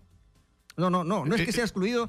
Lo que pasa es que la Procuraduría, más bien lo que me he enterado es que ha apelado. Claro, pero digamos, antes, es decir, en el proceso, en el gran proceso anticorrupción sobre Montesinos y Fujimori, la Procuraduría participaba en los procesos de colaboración. Ahora la colaboración es un proceso que maneja directamente el Ministerio Público, pero ahora, como usted dice, ha ocurrido algo sorprendente, que es que la Procuraduría se opone. Sí. ¿No? Bueno, yo no tengo, digamos, atribuciones para, digamos, darle consejos a la Procuraduría, pero miren, pongamos sobre la mesa qué es lo que pesa más. ¿O pesa más el interés del país por conocer la verdad? ¿O pesa más el interés por unos soles más o soles menos por reparación civil? No, pues, eso es ya ponerle un precio prácticamente al proceso. No es que no se vaya a poner reparación civil, se va a poner. pero lo más importante es dar curso al proceso de colaboración eficaz, porque eso va a contribuir a esclarecer la verdad, que es lo que nos interesa a todos. Es decir, lo que debería ocurrir a partir de ahora, ¿qué es? Que se ha accedido a una serie de pedidos, y este es el más importante que ha hecho hasta ahora, ¿no es cierto?, el señor Barata. Lo que debería ocurrir es que él debería empezar a dar información. No solo sobre la interoceánica. Información de calidad y que además pueda ser corroborada. Porque si él se limita a decir, bueno, tengo conocimiento que al periodista tal le dieron $5 millones, eso aparece como una noticia. Pero tendría que él decir, tengo conocimiento que en el banco tal depositaron, que hay un voucher, o que se reunieron en tal hotel, se reunieron en tal domicilio. Es decir, dar indicios que corroboren lo que él dice, porque si no queda simplemente como una versión en el aire. Entonces, por eso digo, cuando se apruebe el acuerdo o el acta de colaboración entre el fiscal y el investigado, ahí se tiene en cuenta la calidad de información y si esa información ha sido trascendente o no, porque pudiera ser que por otros medios ya se supo lo mismo. Entonces, ¿a qué sentido tiene? Ya no tendría ningún valor. No tendría ningún valor. Además, pero ese mensaje, es decir, lo que tendría que ocurrir ahora es lo siguiente. Ya está claro que Barata va a hablar. Ya se ha dado un paso significativo en el momento que dice, usted no es parte ¿no es cierto? Usted no va a ser investigado, digamos, como, ¿no? Y no lo van a acusar. No lo van a acusar, digamos, pero y usted va a dar a cambio toda la información y va a actuar como colaborador. Es bastante alto el precio que se está pagando. Entonces, ¿eso qué significa? Que vamos a saber a quién le pagó Barata, quién es el que manejaba la operación no solo en el Perú, sino por lo menos en 8 países más. Todos aquellos que han estado involucrados en la corrupción están notificados. Que la verdad se va a saber. Entonces, lo que mejor deberían hacer es acogerse también a la colaboración y ponerse a derecho. Al menos los que están... Porque no le entra en la cabeza a alguna gente que la verdad se va a saber. O sea, piensan que la impunidad va a continuar. Bueno, yo creo que es un llamado, obviamente, y a cada uno pues adoptará la estrategia que le parezca más conveniente. Ahora, todo esto ocurre en un contexto... o sea, yo no sé... pero yo creo que todo este conflicto que se ha generado sobre si debe permanecer o no Pablo Sánchez, que enfrenta 2 acusaciones en el Congreso de la República, más la denuncia que le ha puesto a Hamilton Castro, la congresista Jenny Vilcatoma, han tenido un efecto positivo, que han empezado a pasar cosas, ¿no es cierto? No sé si ya lo tenían planeado o se ocurrió como producto de la presión, pero igual sigue planteado el tema tan complicado del requerimiento de la bancada de Fuerza Popular, que podría terminar destituyendo al fiscal Pablo Sánchez. ¿Cuál es el juicio que tiene usted sobre ese tema? Sobre el particular, yo tengo que ser absolutamente respetuoso de las competencias y las atribuciones de los poderes del Estado. Yo no puedo desconocer en absoluto la legitimidad y la competencia que tiene el Congreso de la República para formar comisiones investigadoras, como la Comisión Lavajato, que preside la señora Rosa Bartra, y también formular, digamos, acusaciones, constitucionales contra algunos funcionarios del Estado. Incluyendo el fiscal. Porque algunos dicen que no es constitucional. No. Es absolutamente constitucional que se pueda, digamos, investigar al fiscal de la Nación. Me pueden investigar a mí también, a cualquier alto funcionario. Es atribución del Congreso, eso es absolutamente legítimo y yo no voy a decir que eso no corresponde. Ahora, ¿qué va a ocurrir después? Ese es otro tema, ¿no? Yo esperaría, como ciudadano, que, digamos, no pudiera darse un mensaje de pretender, digamos, debilitar a las instituciones. Pero yo tengo la seguridad de que el Congreso va a actuar con mucha responsabilidad y, por tanto, yo no estoy en una línea de confrontación ni de negar que el Congreso tenga esas atribuciones. En absoluto. Yo respeto las atribuciones del Congreso de la República. Ahora, ¿no sería contraproducente, como opinan algunos, que en medio de este proceso se produzca un cambio del fiscal de la Nación, un cambio del fiscal que tiene a cargo la investigación? Bueno, eso ya son, pues, digamos, posibilidades, son especulaciones que, digamos, por el momento no me atrevo, digamos, a... No, además hay como un radar, todo el mundo está esperando a ver qué dice Duberlí Rodríguez, ¿no? Pero hay que acostumbrarnos a eso, ¿no? O sea, yo creo que lo que está pasando, porque no solamente está pasando con usted, Duberlí, está pasando con el doctor Serna, ¿no es cierto?, de la Corte de Lima Sur y con otros, ¿no?, presidentes de cortes que están haciendo algo a lo que no estamos acostumbrados. Relacionarse con los medios, explicar las resoluciones judiciales, es algo... El tema de los voceros judiciales no puede ser solamente el presidente de la Corte Suprema. Claro, el presidente de la Corte Suprema por una cuestión institucional. Pero si hay un problema concreto, el juez tiene que salir a explicar su decisión. Pero también, Nicolás, permíteme que te diga que nosotros no estamos solamente concentrados en temas como estos. Nosotros estamos trabajando las 24 horas del día en tratar de sacar adelante este Poder Judicial. Por ejemplo, en este momento yo me voy a tener que trasladar en horas a Puerto Maldonado, porque vamos a empezar mañana un Congreso Internacional de Justicia Ambiental, porque ahí está la herida más grande en el tema ambiental en Madre de Dios con la minería ilegal, que además tiene problemas aledaños como la trata de personas, contrabando, lavado de activos, etcétera. Nosotros vamos a ir ahí y vamos a mandar un mensaje, vamos a suscribir con otras instituciones el Pacto de Madre de Dios por la Justicia Ambiental en el Perú, que lo vamos a poner a disposición del Papa cuando llegue en el mes de enero. Y para el mes de diciembre, 14, 15 y 16, en Huamanga, en Ayacucho, vamos a desarrollar el 8º Congreso Internacional de Justicia Intercultural para acercar la justicia ordinaria del estatal que yo represento con la justicia indígena, que nos hacen un favor en descargar, digamos, de carga procesal al Poder Judicial. Es decir, las propias comunidades deben administrar su propia justicia, las comunidades nativas de la selva igual, las rondas campesinas igual. Entonces vamos a juntarnos con ellos. Voy a tener la presencia de conferencistas internacionales, incluso de Luis Guillermo Lumbreras, que es una eminencia, ¿no? Una eminencia en el Perú. Va a estar también en Ayacucho con nosotros. Y obviamente yo voy, por ejemplo, hoy día a Puerto Maldonado, pero mañana mismo tengo que regresar porque tengo que estar en el CADI. El día viernes, porque la voz del Poder Judicial tiene que ser escuchada en todas las tribunas, en todos los foros, porque de esa manera la ciudadanía va a saber qué es lo que está haciendo el Poder Judicial. Duberly Rodríguez, presidente de la Corte Suprema, ha estado con nosotros. Muchas gracias. Nosotros nos vamos a la pausa, regresamos con más. Esto es Exitosa 95.5 de la FM en Lima, 65 ciudades unidas por una sola señal, la de la radio del Perú. Exitosa, volvemos. Continuamos con Nicolás Lucar en Exitosa.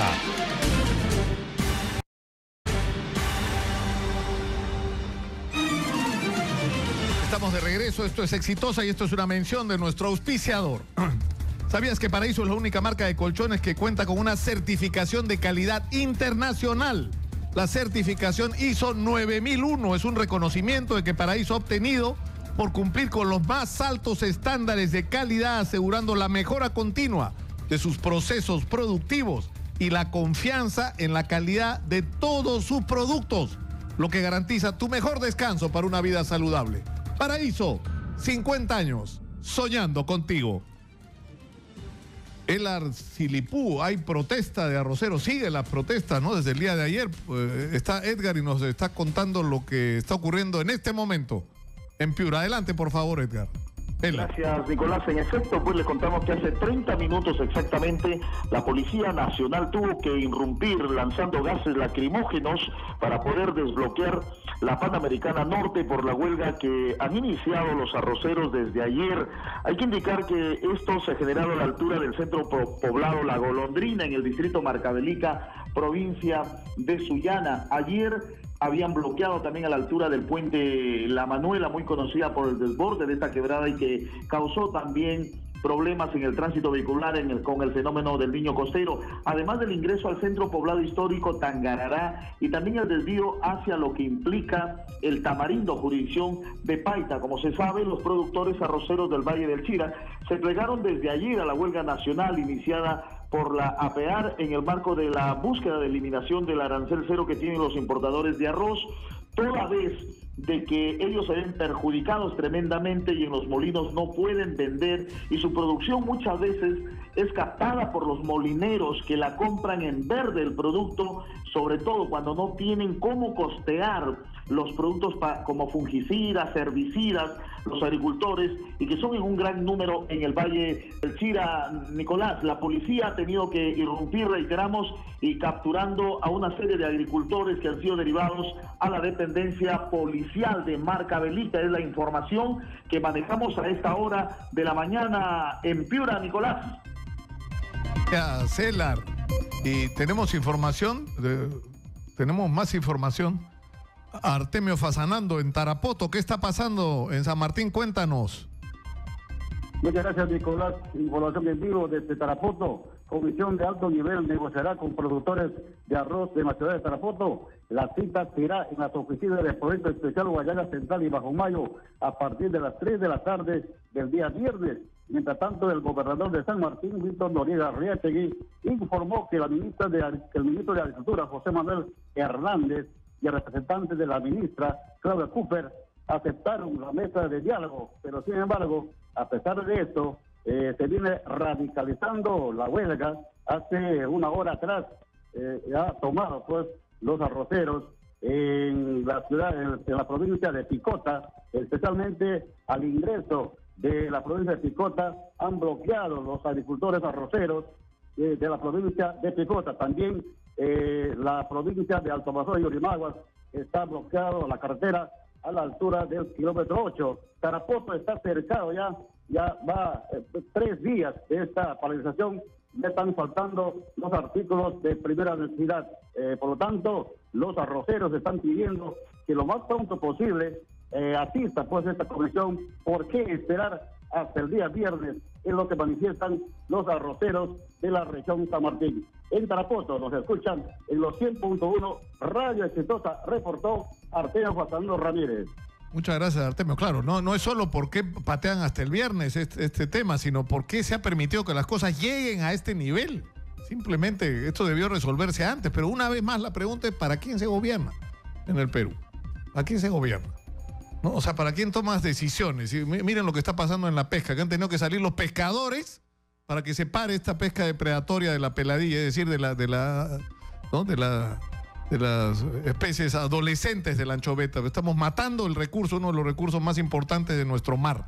Y han tenido que haber manifestaciones en todos los puertos de los pescadores para que se haga lo que se debía hacer, ¿no? Lo que el gobierno debió decidir hacer de una manera directa y clara, ¿no? Defendiendo los intereses del país. Es igual que en este tema de los arroceros, ¿no? O sea, por permitir importaciones que además siempre son controversiales, pues, porque no solamente es una discusión de cuál es la calidad del producto que nos están mandando, sino no tiene precios dumping.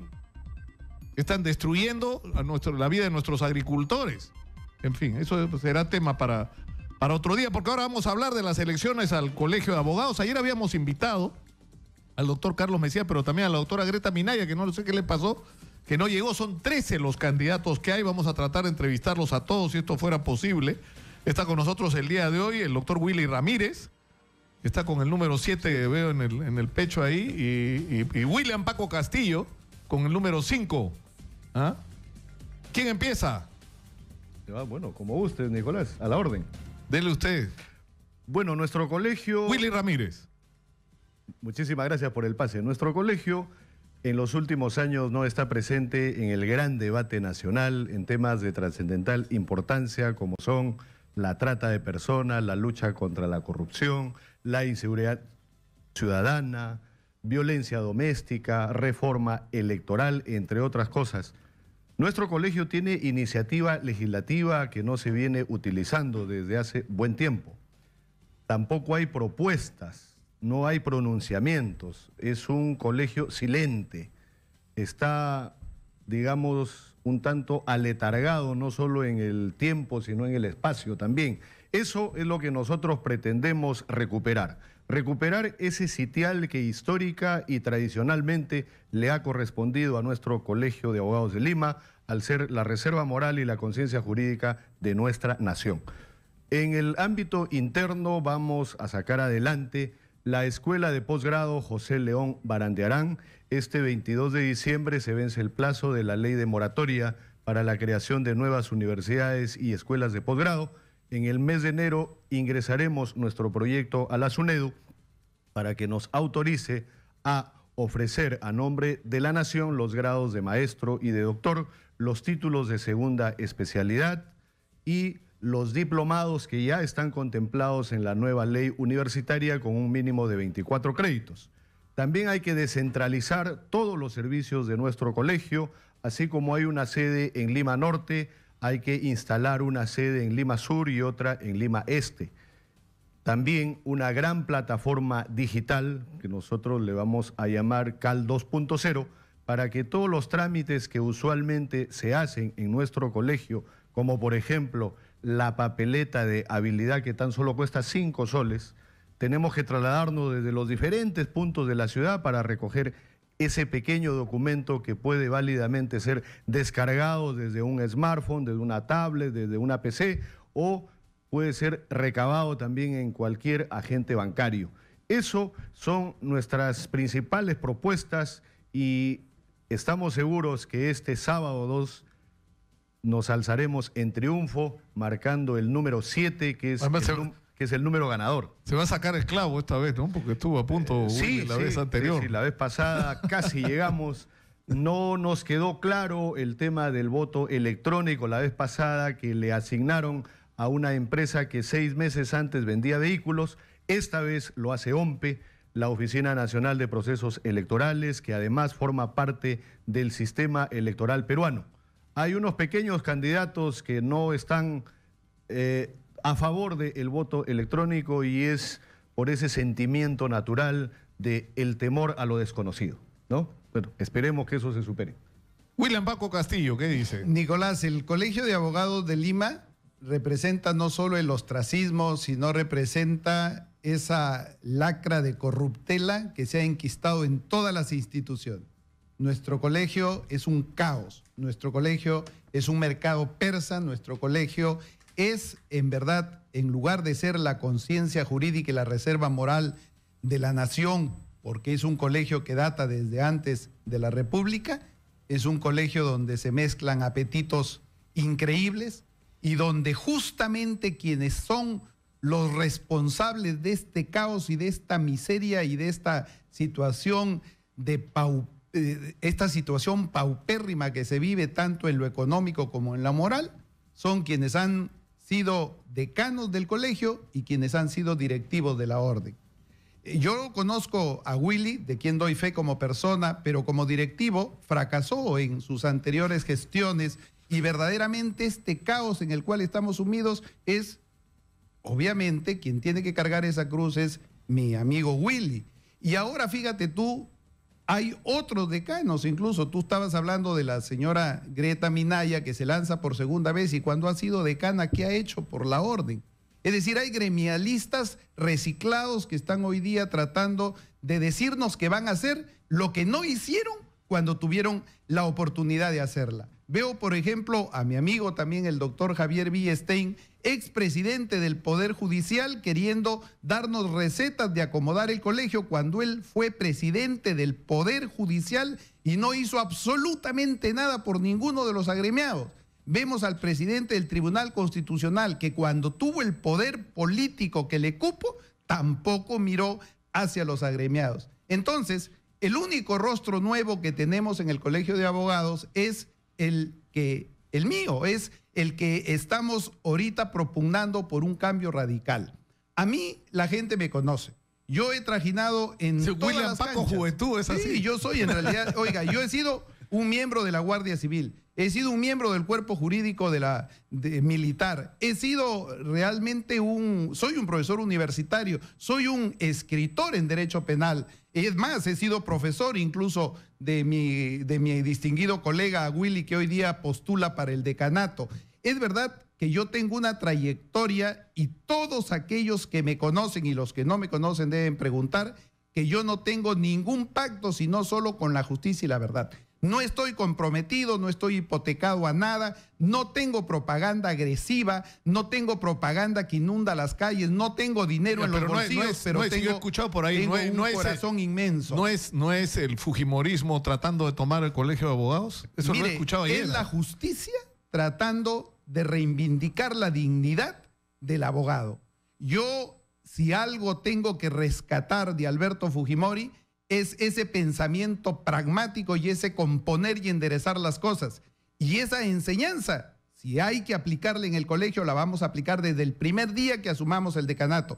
Yo he recibido, Nicolás, y estoy recibiendo adhesiones múltiples, sin propagandas en las calles, simple y llanamente de voz en voz, de pecho en pecho, de corazón en corazón.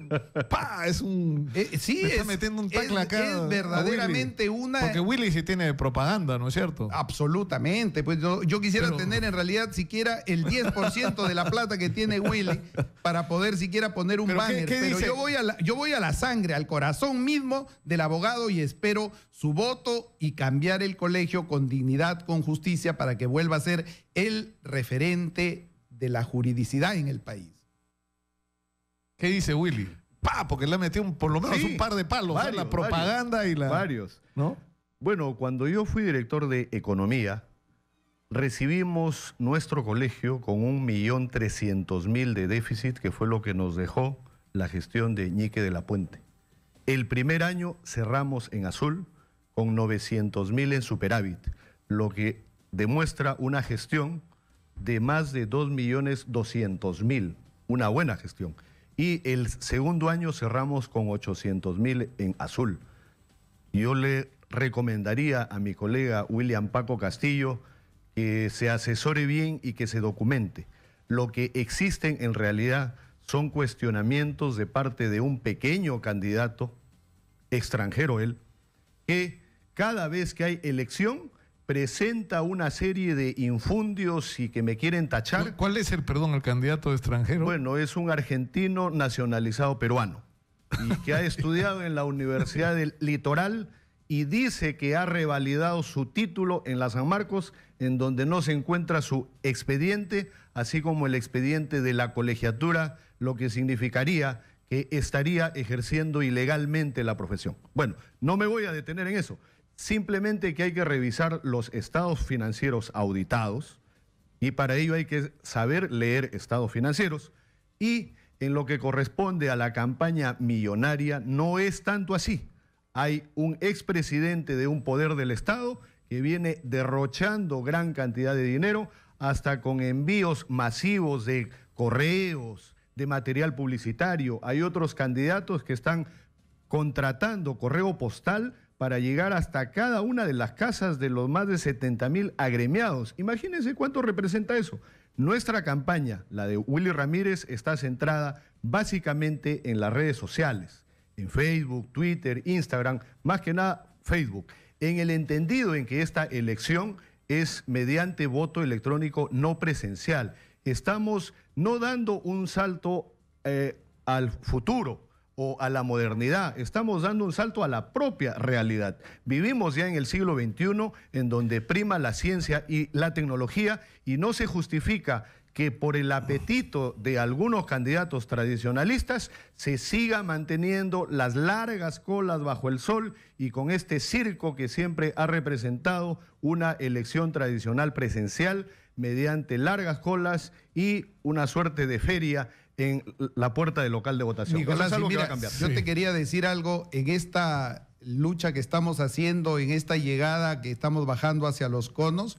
Me he quedado realmente, oiga, impresionado cuando me he ido a San Martín de Porras y he visto a abogados que atienden a sus clientes en los parques. No tienen un lugar para atender a su propio cliente. He visto abogados que dicen que tienen que venir desde Los Conos hacia Lima para comprar una papeleta de habilitación de 5 soles. En verdad, eso es una situación que, ¿qué cosa indica? Indica una mala administración, una cosa nefasta, una cosa horrorosa. El abogado es ninguneado, el abogado en su profesión es el más indigno, y realmente yo, a través de las ondas de Radio Exitosa que llega a todo el Perú, quiero dirigirme al abogado joven, quiero dirigirme al abogado que quiere un auténtico cambio. Le prometo dejar la vida, le prometo dejar la piel en la lucha por reivindicar la profesión. Vota este día 2, sábado 2, por el número 5, por tu candidato, Paco Castillo, tu decano 2018-2019. Prometo cumplir todas las promesas en pro de nuestra profesión. Bueno, muchísimas gracias a todos los agremiados. Este día sábado, estamos a pocos días ya, hay que marcar el número 7, que es el número ganador. 7 son los días de la semana, 7 son los colores del arco iris, y si seguimos contando, creo que ya no vamos a pasar de la hora. Marca el número 7. Muchas gracias a ambos. Yo estoy viendo, antes de terminar, y quería hacer un rapidísimo comentario sobre esto, sobre lo que ha pasado en Brasil. En Brasil hay, digamos, una primavera, como ocurrió acá en algún momento, en relación a los gobiernos locales y regionales, anticorrupción. Y en este proceso ha tenido un rol decisivo el Colegio de Abogados de Brasil. La denuncia presentada contra el presidente Temer la presenta el Colegio de Abogados. Como debe ser acá. El Colegio de Abogados. Es decir, y el Colegio de Abogados tiene que ser parte de la lucha anticorrupción en el Perú. Y el Colegio de Abogados tiene que tener un papel distinto al que está teniendo. Y no pueden dirigir a corruptos, pues, de ninguna manera. Eso sería en realidad el caos. Resuélvanlo ustedes eso, pero lo que los ciudadanos tenemos que exigir es que el Colegio de Abogados tenga un papel por lo menos como el de Brasil. Exacto. ¿No es cierto? O sea, un factor activo y decisivo en la lucha anticorrupción, que se compran los pleitos. Si llegan a la conclusión después de haber, porque además funcionan con comités, funcionan con comisiones que hacen evaluaciones, ¿no es cierto? Y emiten opiniones y juicios institucionales. Si la conclusión es que el presidente cometió delito, lo acusan. Pero es bien grave acusar a un presidente, porque eso implica generar una crisis política. Pero lo hace una institución que tiene la solvencia para hacerlo y la responsabilidad y la autoridad para hacerlo. Ese cambio llegará con Paco Castillo, número 5, número 5, número 5. Aprovecha el pánico. Yo no quiero despedirme el día de hoy sin mandarle un abrazo a Lalo Capuñay, amigo que cumple años el día de hoy. Feliz día. Me tortura todas las mañanas con los diarios en la mano. ¿Ah? Va a ser tono, está celebrando, chambeando el hombre de su cumpleaños, está bien. Y mañana vamos a hablar del tema este que es la primera plana de Caribeña, de esta chiquita Alessandra, según las fotografías que ha mostrado su padre, tenía moretones en el cuello. La chica no estaba embarazada, como se dijo, la chica no tenía alcohol en la sangre, todo indica que esta chica murió ahorcada y producto de otros digamos, incidentes de violencia que tienen que aclararse. De eso vamos a hablar el día de mañana, pero esto es gravísimo porque ocurre en la casa o en el departamento alquilado por un futbolista que debería ser en este momento consciente de que es un ejemplo y un referente para los jóvenes peruanos. Conmigo será hasta mañana, yo los dejo con el señor Manuel Rosa. Muy buenas tardes.